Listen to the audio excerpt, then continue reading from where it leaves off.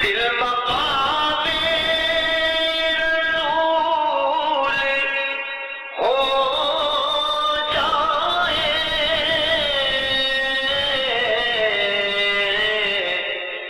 ایک کانٹا ہے پھول ہو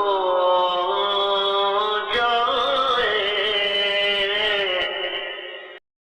حضرت خواجہ محمد عارف خان چشتی صابری رحمانی رحمۃ اللہ تعالیٰ علیہ کا تعلق روحانی سلسلے چشتی صابری سے ہے، اور آپ کو صابری سلسلے میں اپنے شیخ سے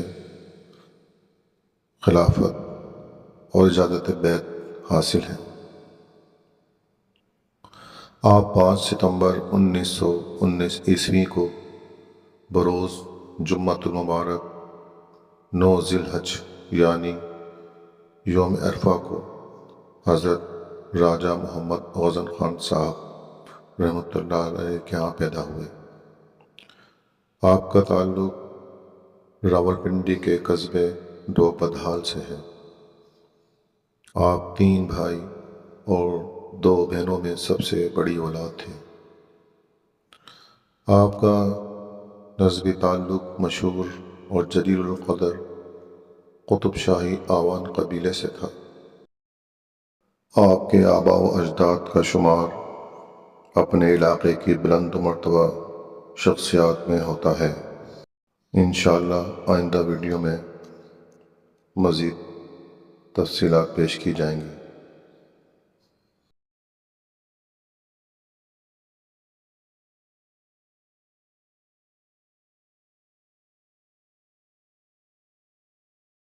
اندھیرے میں نیند آ جاتی ہے، بتی جل جائے تو سونے کو جی نہیں چاہتا۔ محبت دنیا قلب کا اندھیرا ہے، جس میں قلب سو جاتا ہے۔ محبت خدا سے دل میں نور پیدا ہوتا ہے، جس سے قلب بیدار ہو کر رب کو پکارنے لگتا ہے۔ حکمران اور عالم کا عجز، غریب کا صبر اور دیانت، خود سے زیادہ مخلوق کی فکر پالنا، دوسروں کا دکھ خندۂ پیشانی سے سننا، یہ سب باتیں فوراً مقبول بارگاہ ہو جاتی ہیں۔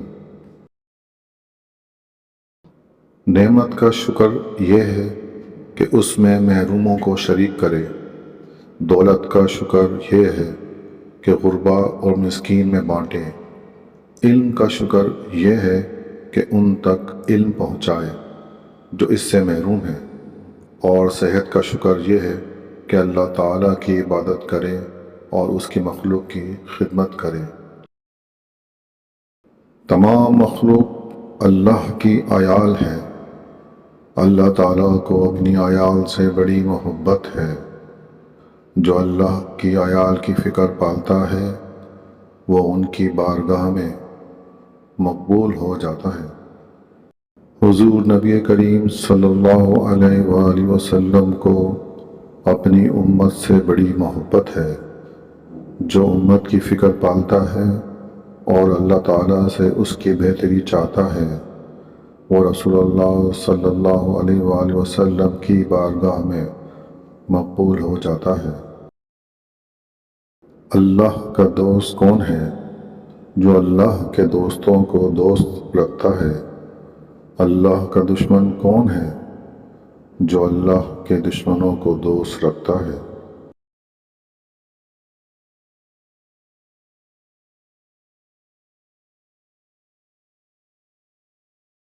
چونکہ اولیاء اللہ کی نیت اللہ کی مخلوق میں بانٹنے کی ہوتی ہے، اس لیے اللہ تعالیٰ انہیں بانٹنے والا ہاتھ عطا فرما دیتے ہیں۔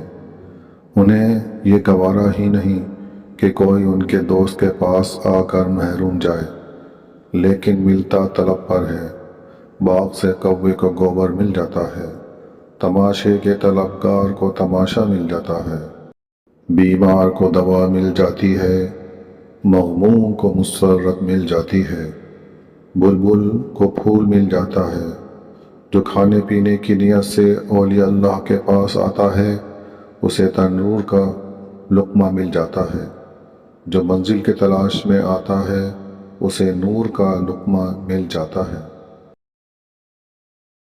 نبوت کی شہادت ماضی اور حال دونوں ہیں، لیکن ولی کی شہادت صرف آج ہے۔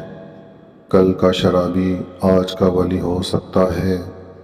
جو شخص ولی کا ماضی دیکھ کر شک کرتا ہے وہ غیر شعوری طور پر اللہ جل شانہ کی طاقتوں کا منکر ہے۔ تھانے میں چوری کی رپٹ درج کرانا بادشاہ کی حرمت میں کمی کا باعث نہیں، بلکہ حقیقتاً شاہ کی عظمت کا اعتراف ہے۔ بندگان خدا کو وسیلہ دعا بنانا اللہ تعالیٰ کی کمال عظمت کا اعتراف ہے، شرک نہیں۔ دلیل کے یقین کو دلیل مٹا دیتی ہے، لیکن دید کے یقین کو موت بھی نہیں مٹا سکتی۔